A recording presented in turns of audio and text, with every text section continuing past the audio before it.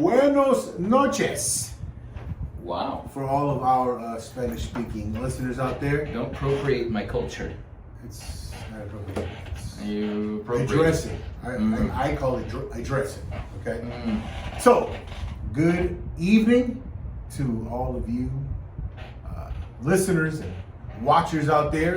Dedicated viewers of Dedicated Dorman listener, fans, watchers, supporters. Greetings to you all. Salutations. I appreciate all the get well wishes. Nobody had said it. I know nobody's watching.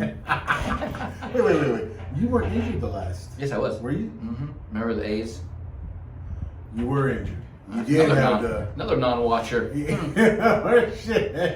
Interesting. Now welcome to a brand new episode of the Dorman. We're just trying to get this right. We're trying to get this correct. Right? Don't you feel the night mood? Yes. This is the right as I'm staring back at myself. Although it feels like we're having our podcast on the sun. Yeah. Right now. Yeah. Right on Lizzo's ass. Wow. After having twerked for an hour. After her massive amounts of oppression, she's oppressed. So oppressed. That woman is so oppressed, right? All of the attention she's getting, everyone playing her music, that is oppression. Her and Oprah are the most oppressed women. Oh my goodness, right? With that $1 billion, yeah, that's not enough. No, right? Which leads me to a concept, right? Poverty. It's a mindset. You can give millions and billions of dollars to someone, but if they have an impoverished mindset, that's where they're going to stay. Anyway, I'm not making any claims about either one of them. I'm just saying. It's just. Anyway, welcome to a new episode. Oh, do it. Today, I'm wearing an appropriate shirt for our subject matter. And before you guys lose your ass, right? It does say violence solves everything. And I've worn this shirt before, and I don't get a very good reception whenever I wear this out there, right? Well, I mean, let's break it down from an outsider's perspective. Mm-hmm. You're a gigantic human being, pretty intimidating in size and just general stature. And here comes your gigantic violence solves everything. Maui-looking ass. And you're wearing a shirt that says violence solves everything. With a great stash. I was gonna say Shrek, but anyway. So based on our subject, our talk that we're gonna be having today, I felt like this suits it, right? Not because it's true concerning the topic, but because it has its misconceptions, right? So we decided to speak on the art of bouncing, right? Because bouncing is considered this somewhat kind of crude job, kind of brutal at times job because of... Depends on where you are, but yes. Depends on where you are. But I mean, in any case, wherever you are, the most extreme situations are going to call for what most people consider violence, right? Most people consider, just a brutal approach, a brutal tactic. So, the art of bouncing.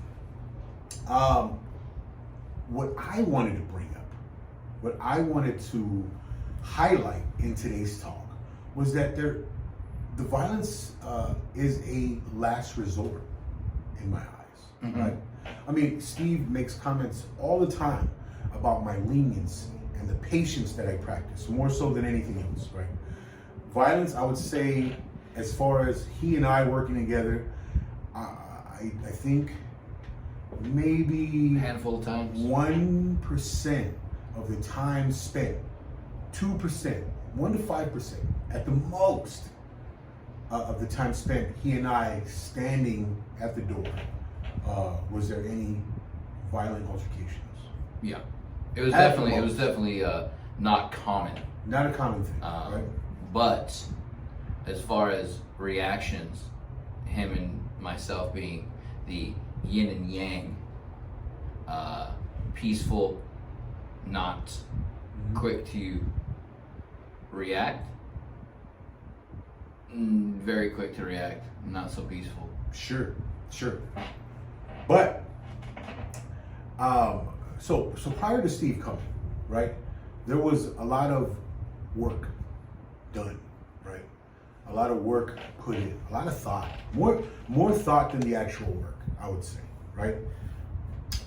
I want to say in the city of Seal Beach, so I'm speaking on my time in Seal Beach was 15 years. 15 years from 2005 to about 2020.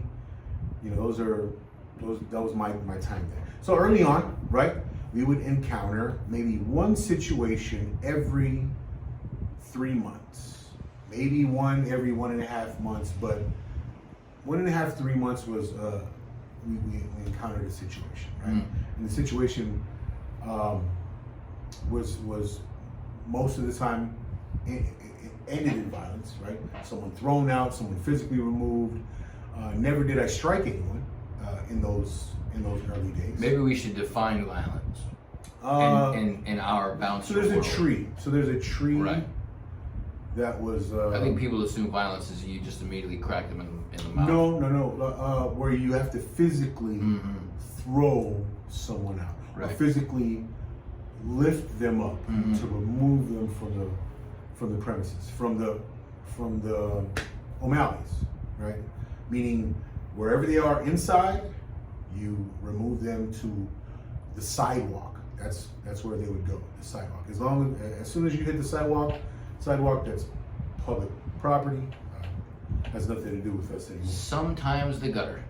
Sometimes the gutter. Most of the time in that tree that was right in front of the door. If any of you have been to O'Malley's, there's a tree directly in front of the door. Plenty of times. Patrons. Some would say the third bouncer. Plenty of times. Because if you met the tree, your night was over. Night was over. It was a done deal. Just So yeah, early on in those days, the encounters were more, right? I would say after a period of 2 to 3 years, it took about 3 years for people to understand who we were, right? At the time, it was myself, at times my brother Elias, Ethan, and then for 2 years of my stay, Rob. It was a guy, Rob. So, Aaron. Well, Aaron came in 07. So Aaron arrived in 07, and so it was Aaron and I from 07 to 14. So he had a good 7-year stretch there. But yeah, so early on, a little bit of violence, not a lot, but you know, Seal Beach. Seal Beach, it's well behaved, Orange County. It's the Mayberry of Orange County. Mayberry. They used to call that place the Mayberry by the sea. So that'll give you an idea. You might, you know, I always tell people, man, Aunt B, Opie, they're in the back. Catch them, have a beer with them. Yeah. Anyway, so very rarely did we run into, but there was very rarely did we run into violence, but there was some thought put into it. Because prior to my arriving, there was a situation every week because of the guy who stood the door, the guy who hired me. Great guy, of course, because he hired me. But you know, his approach was violence all the time. He had a real, you know, tyrannical thing about him, and then once his line was crossed, he was quick to pounce, right? And it would cause more problems than it would solve. And then, so when I came in, I saw that, and I noticed that, you know, a lot of thought began to be put into it. So I would push for myself to be standing at the door more so than him. So he would, you know, have more time to, you know, hang out in the bar and you know, be the floater. Be the floater. Be the floater. So I'd be at the door. So what I realized at the door, so this is where the art of bouncing comes in. What I realized at the door is that whatever you project at the door, whatever it is that you're looking to have going on the inside, you are that ambassador for that. So if you want someone to continue on in their bad mood, let's say they come into the front door in a bad mood, and you want them to continue that bad mood, you do as the usual bouncing protocol calls for. Or you lower your brow at them, and then you ID, and then you tell them come on in, right? The real intimidating bouncer thing. My thing was, I would offer them a smile, how you doing? Not talking up too much, but I would even offer handshakes, even a hug. I'd offer them sometimes. All with the intent to bring them in a better mood, right? Crack jokes about their ID was probably like the highlight of my back and forth with them. But the intent was for these guys to come on in and to say, hey, that first experience, let's continue that first experience I had at this place.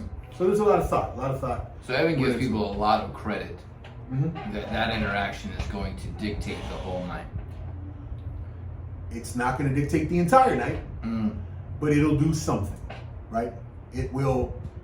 Like maybe that initial 5 minutes. The fire. Maybe. Sure, it won't flame the fire. But the first time they go to the bar and they say, "Can I get an Irish coffee?" and like, "Oh, sorry, we're out of Bailey's."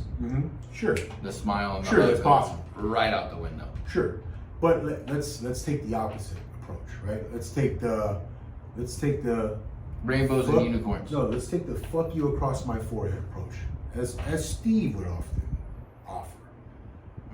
That instantly takes that person to the inside, ready for confrontation. Sure. Right? Spawn, maybe like spurs a little bit of confrontation, more so than the happy approach. Possibly, but I will tell you this: I don't immediately fire off. Possibly, no.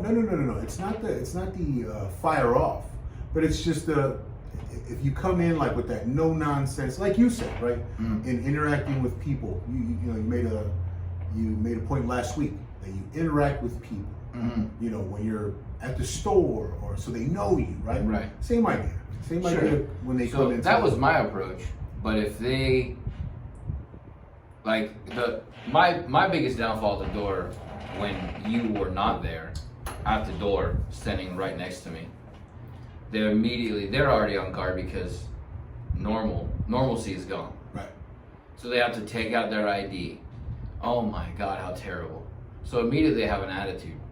Like, I'm like, hey, can I see your ID? Where's Evan? What the fuck does it matter? He's not here right now. This is not a church you're going into. This is a bar, and you see your ID. And then they want to argue, and then they play that game that, oh, I'm a regular. I don't give two shits. I need to see your ID. I don't care if Evan said you're fine for the rest of your life. He's not here right now to say that. So that usually was the first bullet point to the dropping of the brow. Second to that was when they come in and, as you know, standing at the door, and they try to just walk right by you. Like, that drove me up the wall. You already started wrong with me. You see me standing here. I'm 230 pounds standing in a doorway. You can't miss me. You're not stepping over me. I'm clearly there with a shirt that says O'Malley's on it. I'm not there to pamper your ass and say, have a good night. I need to see your ID. I'm there to do a job. So when you try to bypass me, or whatever, or bypass me to talk to him, that drove me absolutely nuts. So maybe that was my fault, my inaccurate tactical approach to that situation. But at the same time, you wouldn't walk by a security guard at the airport because you were there before, right? You wouldn't bypass TSA because you flew somewhere last week. Well, so back in 2005, and I would say 2005 was probably the heyday of O'Malley's, right? The transition was happening between Rob and myself. So I too would get all of these questions and encounters and resistance. But the difference was, with me, I had a thought, right? I grew up on this side of town, on this side of the 605. On the east of 220. I'm on the east of 220, but the west side of 605. Buddies of mine, we always talk about the difference between the west and the east of 605. Very, very different cultures. So when I was introduced to Seal Beach, I realized I'm far from home, right? That was actually the third place that I had worked where I realized I was so far from home. So the way I grew up, being far from home, you just accepted those reactions that you would get from people who are at home and for you as an outsider. Because I too, when I'm at home, when outsiders come into my neighborhood, my home, as a child, as a less refined, much more immature person, I too would, react like that to outsiders. Right. Anyway, so when the transition was being made and they would, make a fuss, I would sit there, understanding I'm far from home. If an altercation happened between a person that was a local and myself, when the cops came, the first person they would side with is not me. Right. So my because approach, of the Mayberry. Yeah, my approach was, Rob is inside, but I'm here at the door. Mm-hmm. If you have his number, call him and he'll come out and verify it. Or you can do something much simpler, just take out your own. Right. So that there was always a game to be played. There's always a game to be played, right? Sure. And then again, so the art is when you come to the door, you have to have all of your entire checklist mentally, your mental checklist, your physical checklist for sure, right? So violence solves everything. You definitely at some point have to be ready to offer that violence. It doesn't have to be violence with a frown on your face or a frown, but the violence has to be definite. Right. Right? Mm-hmm. It has to be so impactful that person understands, I don't want to go through this again. Right. Right? So whether, most of my violence was with a smile or I'm laughing at you afterwards. But again, it's about the art that I'm trying to explain, or the art I'm trying to get into, all has to do with your checklist being marked down prior to you standing in front of that door, right? Right. Because you really have to understand the pulse of a crowd, right? Every crowd has a kind of like they kind of have like a singular conscience, right? You can pretty much gauge an entire crowd just by standing and watching for a few minutes, right? So I mean, the art is in understanding everything that could possibly go on. Once you see certain things that are happening, big people, wild people, a group of people that are more united, rowdy, loud people, Irish people. Oh shit! Hey, I love that.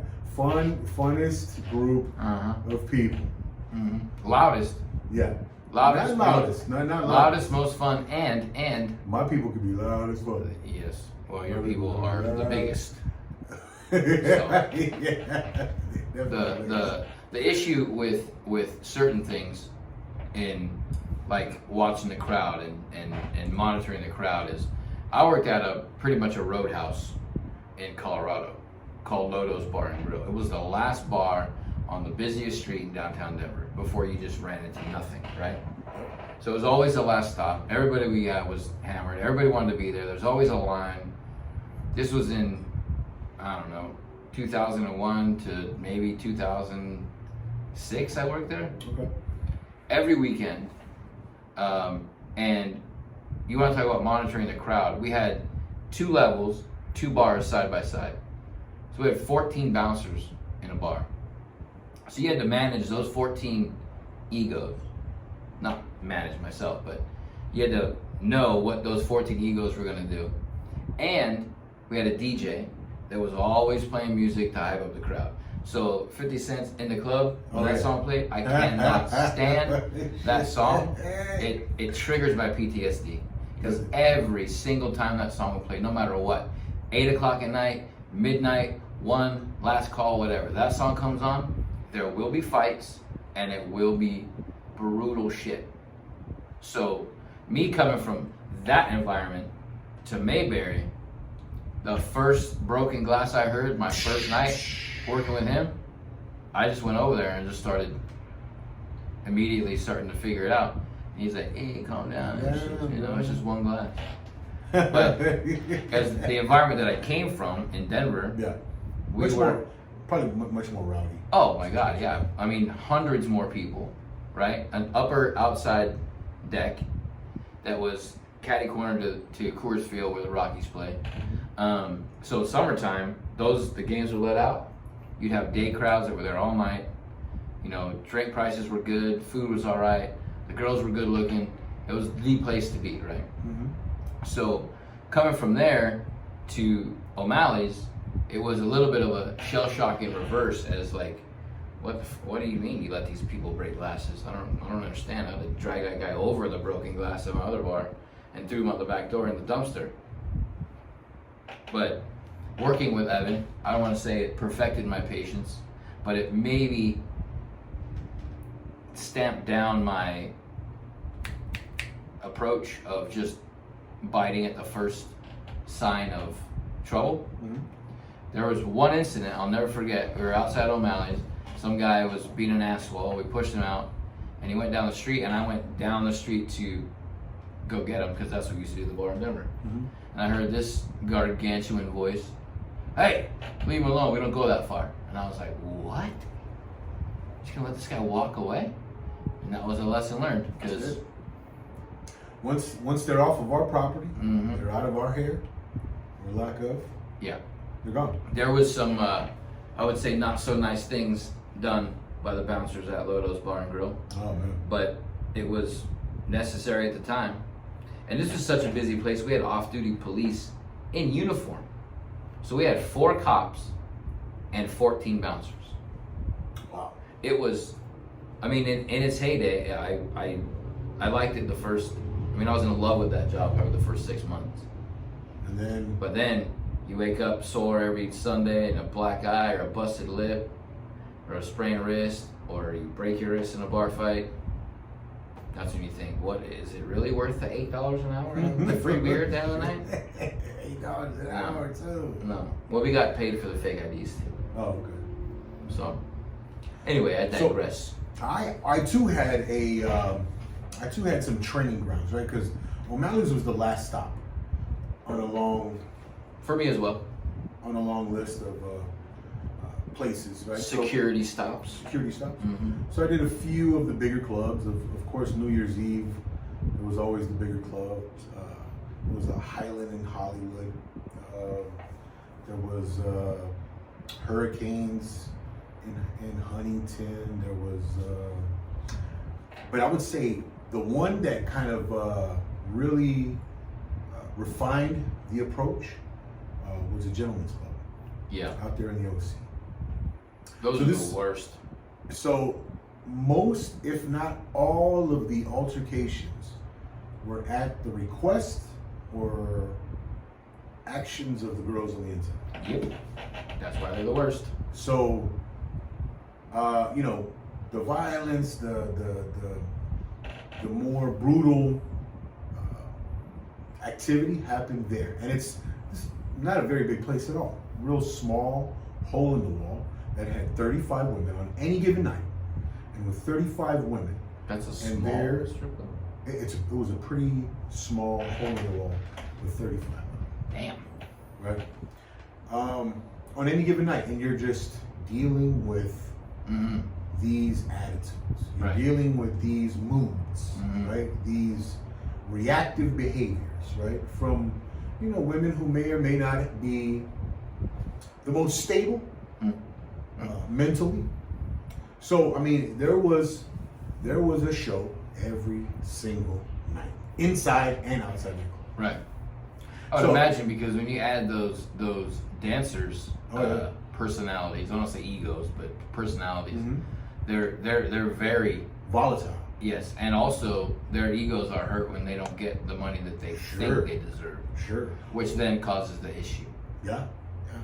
So, I mean, so as far as refining the bouncing skill, Mm-hmm. and as far as just all of the brutal activity that you want to deal with, that's the place, right? And it was never like, oh, I'm gonna go hunt for this stuff. I'm gonna go, show how, strut my bravado because these, women are around. No, it was because these women wanted to bring the pain. They were feeling the pain. Right. They wanted to dish the pain, or they wanted pain to be dished on their behalf. Mm-hmm. Right? I was a bouncer at a gentleman's club, as you call it, for one weekend. And I will, if it's the last job on earth, I'm not working it. I cannot. Being older, as our last episode was, you just can't put up with that shit.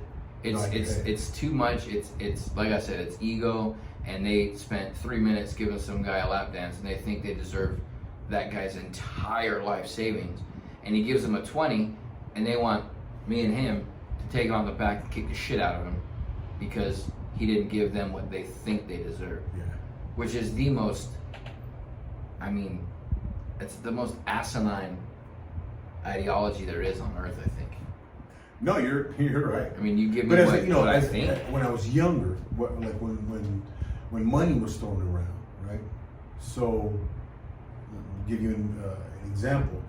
Something happened, and the girl felt so wronged.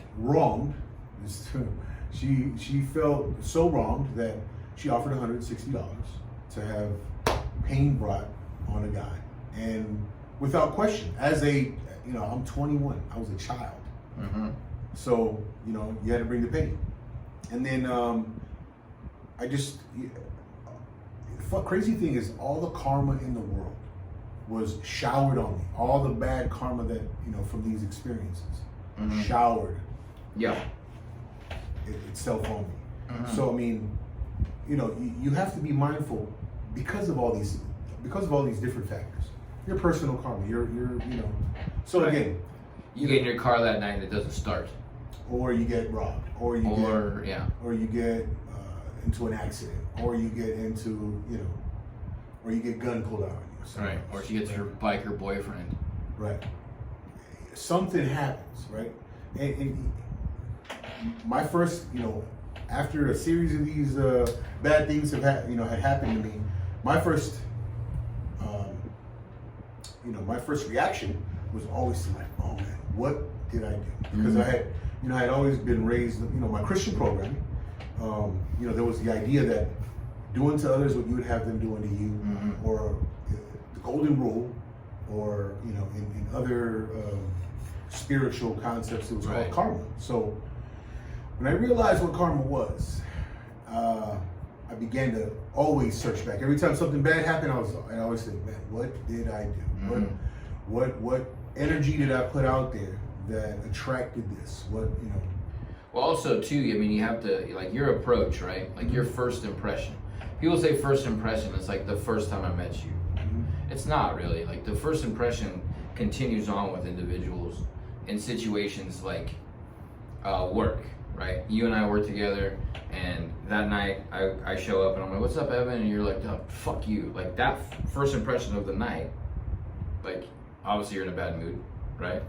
Not that you'd ever do that, but that first impression, you're gonna be put into a perspective that this is gonna be a bad night. Because if he's pissed off, there's nobody to control the room if he's mad in this particular situation. I'm rarely mad. Right. So, first impressions. There's an example at work, right? Like, my first impression of a situation was a certain way when it wasn't that way.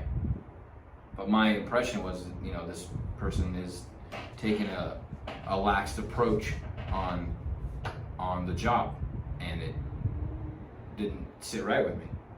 But when you talk about it, and that's what I mean by your approach. Like, whatever's going on in your personal life or whatever outside of the job, and you come and you bring your personal life there, that first impression you set for the morning is going to dictate the way people treat you the rest of the day. So it took me a long time to realize to not be at the door and have the scowl on my face and be an asshole at the door for no reason, and realize that I always give them shit about the metaphysical approach. It works. It does work. Absolutely, man.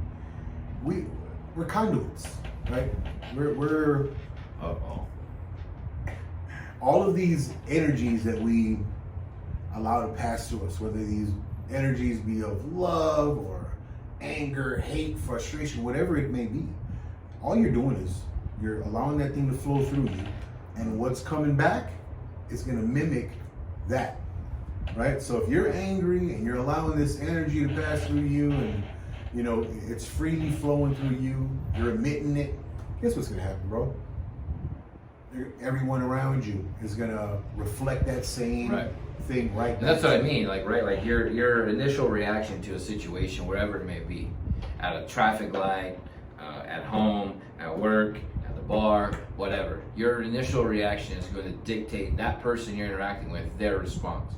And if their response isn't what you think, it's kind of like the stripper thought, like you think they should respond a certain way, they don't, you're on guard. And then it's just back and forth, constant, going to be until something breaks, whether it be a conversation or violence. Then that's where you sit. Let's take it a step further, guys, right? Let's try to recognize, right? So if you're a bouncer, right, what are you actually there to do? Are you there to protect the club? Are you there to, what are you actually there to do? Well, first off, the club is a business, right? It's a business entity, and their product is liquor and a good time. Liquor, booze, a good time. All you're there to do is to keep all things, bar, staff, patrons, all things as safe as possible, as minimally damaged as possible while this transaction is taking place, right? Good liquor, booze, good time, money, right? That's the trade. Liquor, booze, good time, money. Liquor, booze, good time, money. In that process, you, as a part of that bar staff, we get paid to just make sure that everything is efficiently happening. That transaction is taking place without damage to anyone, right? And as soon as a threat of that damage arises, we're just there to make sure it only hits a certain point, and then once it gets to a past that point, then all problems removed. Right. And again, his way of thinking is everybody in the bar is spending money. My way of thinking is there's a line outside. We kick 2 people out, 4 more people come back in. Sure. But it doesn't always work in places like O'Malley's when there's not a line. Well, so when you kick out 4 people that are in a group of 8, and you kick out 2 of them because they're being assholes, you lose the whole group of 8. Right. So by his money-making mentality, that's a bad move. But if a group is spending money, right, the possibility that another group is going to come and take their place, spending equal amount of money, it's kind of a gamble. So I always stay with the safer bet, right? But if this group if they're rowdy and they're not spending much money, then I mean, again, the product is booze and a good time for exchange of money. So if we're handing out booze and a good time and the money isn't being reciprocated, then then you assess, okay, these people may not need to stay. Then we can go ahead and bring in another group to fill that spot, right? But again, the art of bouncing. You assess the situation. That's what it is. Booze, good time, transaction for money. We are just there as mediators. We are there as constables of the peace, right? I want you to get any deeper than what you're dumping on. I mean, come on, right? Constables of the peace? Well, you want to keep the peace? That was terrible. You don't want to keep the peace? I don't want to be a constable of peace. Okay. What would you like to be? Another. What would you like to be? Give me your title. A purveyor. Purveyor. Of professionalism. Professionalism. Okay, that's what we are. Purveyors of professionalism. Feels better. See, like, bro, we can always compromise. But yeah, I mean, that's what we're always here to do, right? Well, I mean, standing at any door, being security for any establishment, you're always just there to make sure, right? So whenever you get a group of people involved, patrons, it's our job to know the potential signs that these people might be displaying, right? So, back in the days, what was funny is that we would go to these clubs and these bouncers would see, like, let's say, Dickies white T-shirts and a Raiders hat. Legends. Right? And they would say, nope, you can't do that, because those were the signs that they were looking for, right? All it was an appearance, and they would, shut it down. That was their way of, preventing a bad night from happening, right? Legends on Tuesdays. No white T-shirts. Scumbags. Somebody must have had a bad. It was a Tuesday. Like, I'm in a white T-shirt and shorts, and like, hey, you can't wear a white T-shirt in there. So you fucking kidding? There's four people in there. What year was this? Oh, a long time ago. Shit. Anyway, yeah. So back in the '90s, that white T-shirt thing, that was Southern California white, maybe even all California, but Southern California white. Dude, for sure. For sure, right? Raider hats, Kings hats, couldn't rock those, right? At the bar I worked at in Denver, the dress code was no jerseys and no chains on the outside. Because, again, at the Roadhouse, if you have chains outside, you're gonna get them snatched. Sure. Which is gonna cause a fight, which is gonna cause a stabbing or a shooting or whatever. But so, these all of these, like, these things that I mentioned, right? These signs that are looked for, and then these actions that you put out there in order to prevent, possible situations, right? It's in any group when you have a small group of people dealing with any mass or any big population, there's always going to be some kind of regulation with prejudice. How about we call it that? Yep. Right? Regulation with prejudice, right? And then so the more fearful of events that these smaller groups would have, the fear anyway, right? The more fearful of the situations they would be, the more regulations, the more signs that they would put out there, the more they'd be willing to cut these situations off at an even. Well, it's preventative, right? I mean, they think it's preventative. Sure, they think it's preventative. But when you approach somebody who's been standing in line for 30 minutes, let's say, and they get to the front, and what I used to do is go through the line and tell people, hey man, you can't wear your jersey in the bar. Sure. You can't tuck your chain, but other bouncers wouldn't do that. Wait till they got to the front. These people wasted 30 minutes of the night. They can't come in the bar wearing jerseys or have their chains out, or they couldn't have their hats cocked to the side or whatever. And that the bar's mentality was, this is preventative, so there's no bullshit on the inside. The customer's mentality is, I waited this time, and now you're telling me this, and now I'm frustrated. Now it's going to be a fight. Why can't I wear this? Now we're shooting up. Right, exactly. I mean, it happened in Denver. We had somebody drive by and. Yeah. I mean, but it's stupid shit, right? It's all trivial. Everything's trivial. Because you can go to the next bar and they'll let you right in and sell you a $2 40-ounce glass bottle, and then wonder why violence breaks out every night. Yeah. There's one in every city, right? Right. Has to be. There's a bar in every city that lets anybody in, and the liquor's cheap, and then they have cops in there every night, and they sit there, I wonder why this is happening. Maybe because you serve $2 40s at the door, and your bouncing staff has bulletproof vests on the outside. You're asking for trouble. Yeah. But I mean, I don't know. I see that as a parallel, right? There's a parallel to be seen, right? Because here we have this governing body, right? Looking to put all types of other, preventative actions, preventative measures, and regulations in place, right? And they come in the form of, let's say, 87,000 IRS, armed IRS agents. I know we've discussed this before, but these are preventative measures. Small group trying to run a mass. Right. So the less thorough they are in their presentation, the more reactionary they have to be. Right. So 87. So when they do it in the dark of night, right, and then it's in the news the next day, and people are mad, they're like, "Oh, we're doing it for you." Yeah. Like, are you though? Are you doing it? Preventative measures for me? Yeah, because 87,000. How much do you think that costs them? It's got to be 87,000 armed. I mean, do you think these people are getting paid minimum wage? Not. No. 87,000 guys. Right. Right. So let's just say you're giving them 70,000 a year. 70,000 on the low. That's a lot of fucking cash. Should we do the math?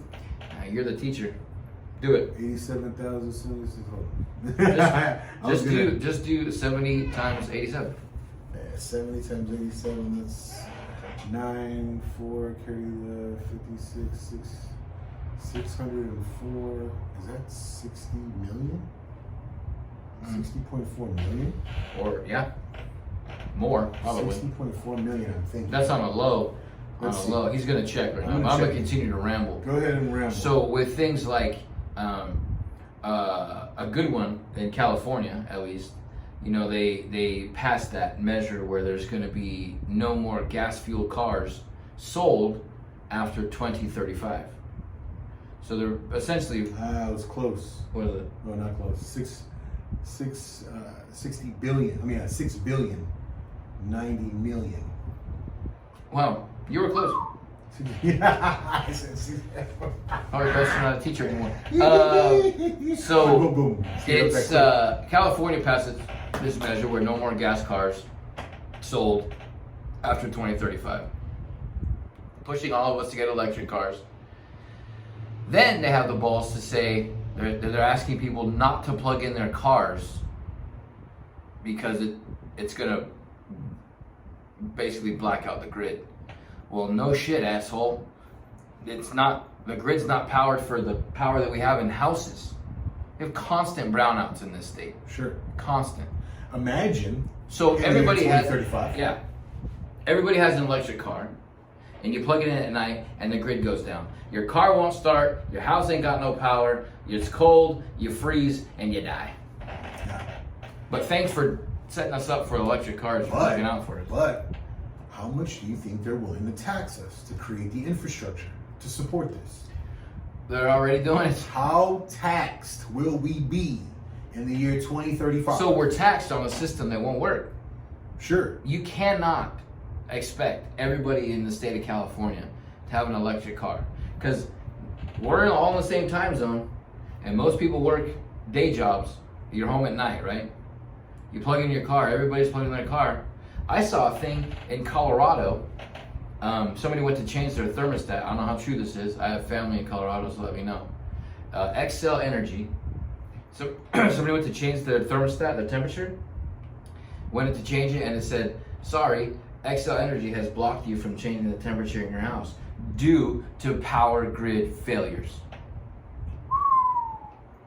So what I would have done in that situation is I would have ripped that electric shit right out of the wall and went to Home Depot and bought an old-fashioned mercury switch thermostat and put it on and dropped my shit down to 60 and told everybody to kiss my ass.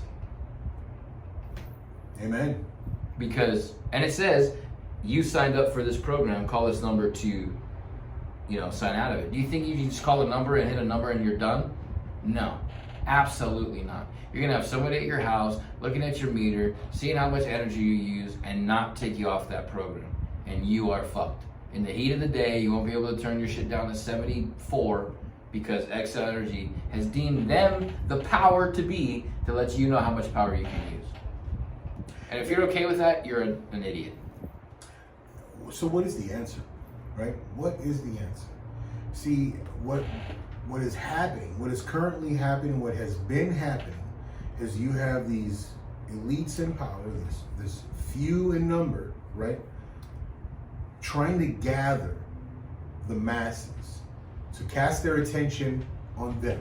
To be divisive as can be. Right, but what would that cause them to do? That would cause the masses to look to them for the answers. We've said it time and again. All they're doing is they're presenting problems that they are the supposed solutions to. Right. That's what's going on, right? Right. So, I know we kicked this off with the art of bouncing, and I was hoping to transition into, there has to be, we have to be able to spot a good authority, right? We have to be able to see who would best who would best suit us. A tactful and how. approach Right. in everything you do is the best way to. So Yeah. you have to have tact. Tactful yet definitive in your actions. All of your policies, once in play, it has to be good. We have to see the good, right? Right. And we've had an administration in place before where not so tactful, and Right. we're not gonna be here lying and saying, hey man, the most tactful. Not tactful at all. No, But not even close. policies that were put into place, very definitive, very very pro America. I mean, if you can't see that they don't know the current leadership, the left hand doesn't know what the right hand is doing, or if it does, they just flat out don't give a shit and they think we're all stupid. For somebody to say in a speech that the biggest problem facing democracy is the MAGA Republicans, and then the next day to say, "I never said that," you're fucking delusional. You've lost your mind.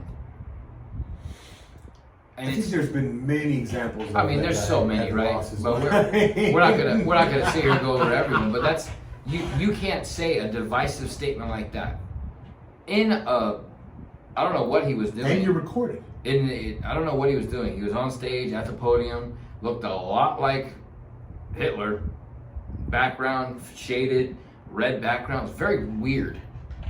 It was the weirdest thing I've ever seen.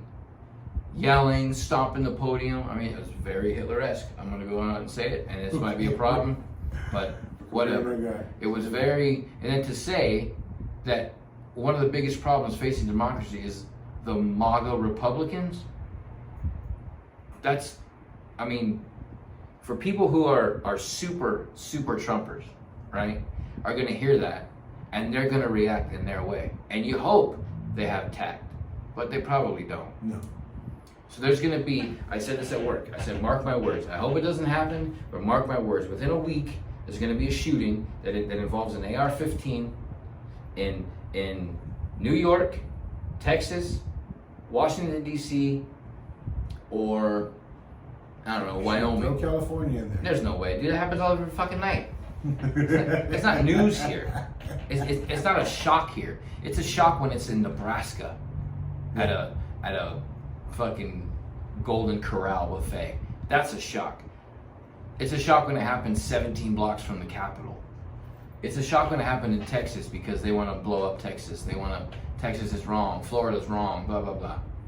So mark my words, and I hope I'm wrong, but within a week, there's going to be an incident that's in one of those states that's going to, you see? And they're going to be MAGA Republicans, and they're going to be at the January 6th riot, and they voted for Trump, and they sent letters, and blah, blah, blah, blah, blah. Watch. But you know what, though? On another note, there's idiots on both sides, right? There are MAGA Republicans that are idiots, but right, that's the ones I'm talking about with that are gonna just react. But what I'm thinking, baited. What we're seeing far more examples of is the leftist idiots that are just bombarding our videos. Yeah, it's with every rant, with every crazy reaction to the smallest of things, right? So it's again, how divisive can it get? How divisive is it currently? What's the answer? I mean, we really have to have a check. Move to Brazil or Romania and hang out with the Andrew Tate guy. Mm.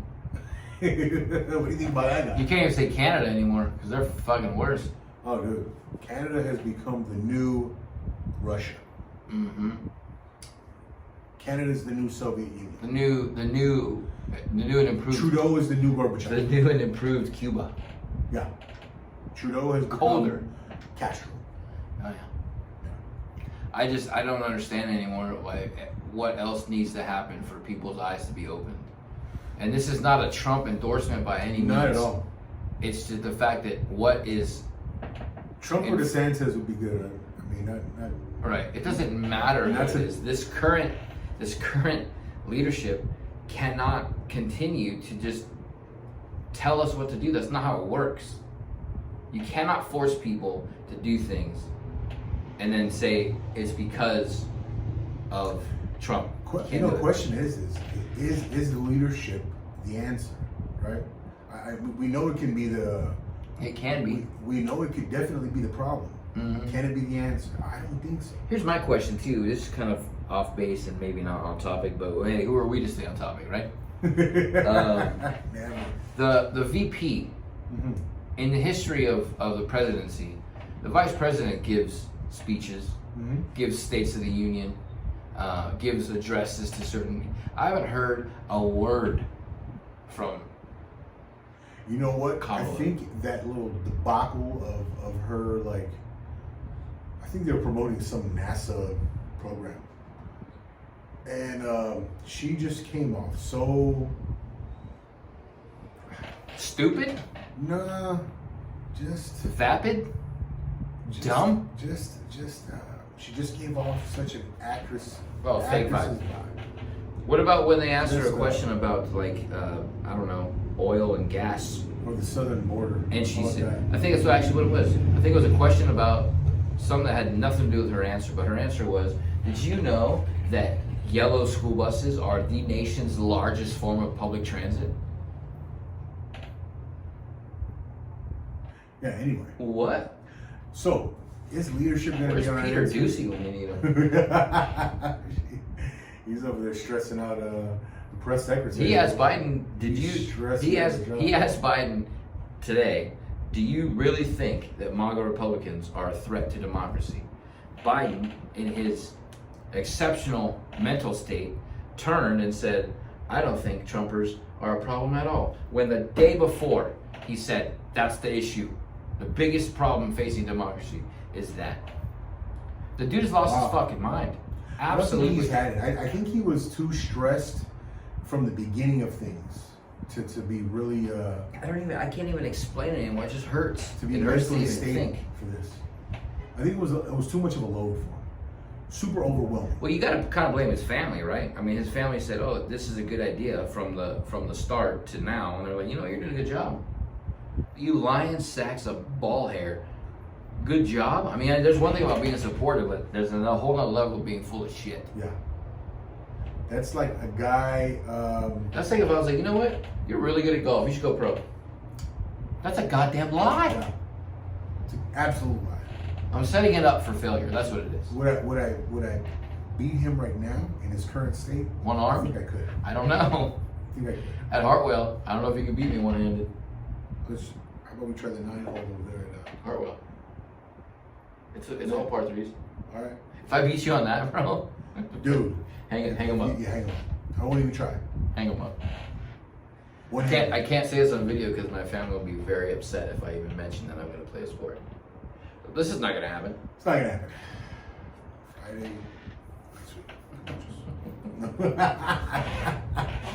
We just happen to be doing our podcast next week live from a golf course. Right. I just want to see him drive.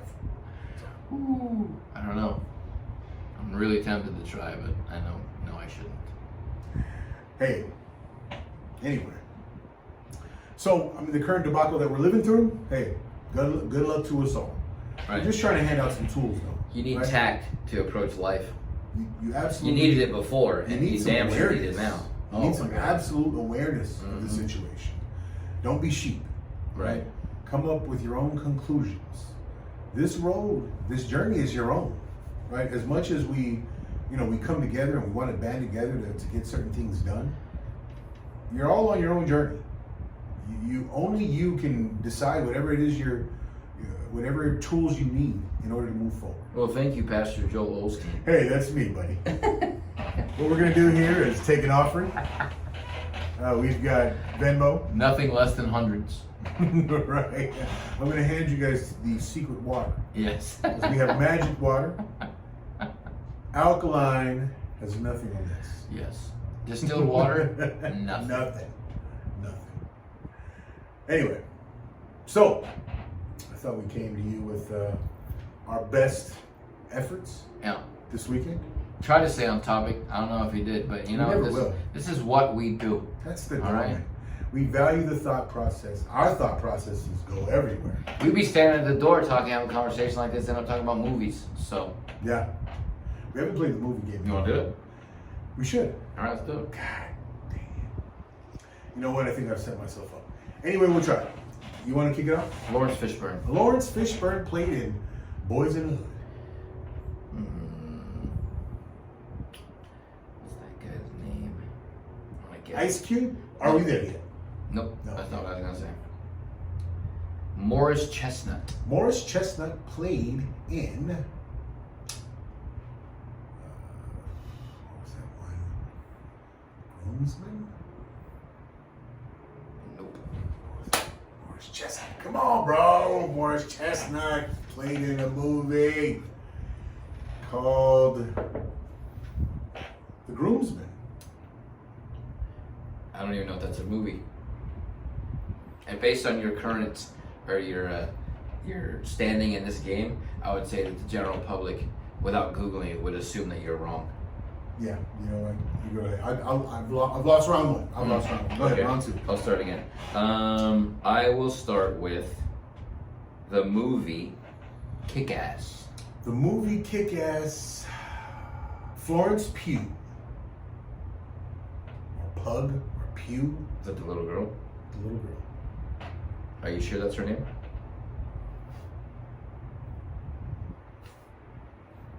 I think that's her name. It's not her name. Hold on real quick. I believe her name starts with the letter Chloe. Oh, it is. You're right. It's round two.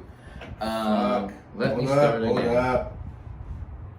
Chloe Moretz or Moretz or something.